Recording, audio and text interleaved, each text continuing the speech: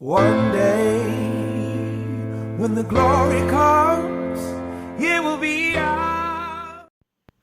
On February 1st, 1960, 4 young men who were all students at North Carolina's A&T University staged the first sit-in at the Woolworth counter in Greensboro, North Carolina. The sit-in gained widespread media attention and was staged to silently protest against Jim Crow segregation laws in the South. Now, let's take a minute and talk about what Jim Crow is. A quick search on Google says that Jim Crow is the former practice of segregating black people in the U.S. But more than that, Jim Crow is any law that still enforced racial segregation in the South after the Reconstruction, which was 1877, and the beginning of the Civil Rights Movement, which started in the 1950s. Now, where did the term Jim Crow comes from? Now, the term Jim Crow comes from a minstrel show which is called Jump Jim Crow, which was first performed in 1928. Minstrel shows, white men, blackface, performing all kind of racially stereotypical nonsense for other white men and women. It was racist and it was degrading. So the term Jim Crow was taken from that racially degrading nonsense, for lack of a better word.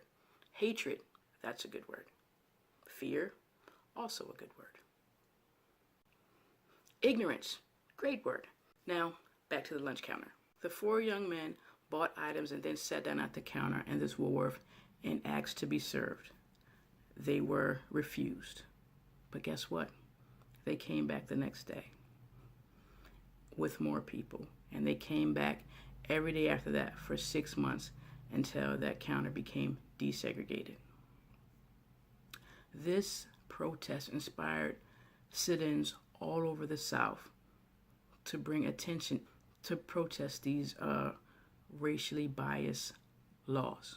Well, we all know what came out of that, the beginning of the Civil Rights Movement and the changes that were made. But a really cool thing is that Woolworth, where those 4 young men sat and demanded to be served and seen as equals, is now a museum. It's called the International Museum of Civil Rights. Hold on, I'm getting that wrong. The International Civil Rights Center and Museum. That's what it's called. And 3 of the 4 young men were there to cut that ribbon on opening day. Pretty cool, right?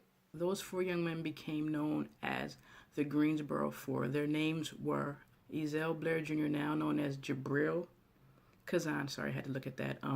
David Richmond, Franklin McCain, and Joseph McNeil. Thank you guys for your contributions. Thank you for being a true American hero. And I will thank you, neighbors, for joining me for this Black History Month fact. And I will see you again soon with some more information. Take care of yourselves. TTFN. One day, when the glory comes, it will be ours. It will be ours. Oh, one day, when the war is won, we will be sure. We will be sure. Oh, glory, glory, glory. Oh, glory, glory.